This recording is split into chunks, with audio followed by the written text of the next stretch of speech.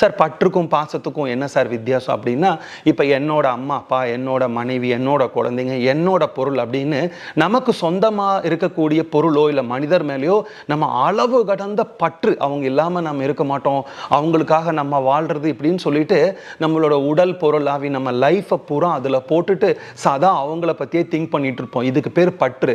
ஆனால் ஆன்மீகத்தில் இருக்கிறவங்க, தெய்வீகத்தை நெருங்கிட்டு இருக்கிறவங்க இந்த பற்றுக்களை எல்லாம் தள்ளி வச்சுக்கிட்டு பாசமாக இருக்க முடியும். இந்த பாசத்துக்கு என்ன சார் வித்தியாசம் அப்படின்னு கேட்டிங்கன்னா, நீங்கள் பாசங்கிறது எல்லாத்து மேலேயும் காமிக்க முடியும், பற்றுங்கிறது உங்களுக்கு தேவையான பொருள் மேலே, உங்கள் தேவையான நபர் மேலே தான் காமிக்க முடியும்.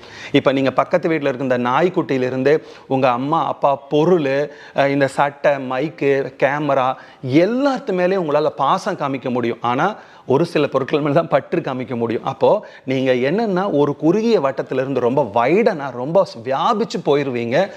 உங்களையே அறியாமல் உங்களுக்கு ஒரு அமைதி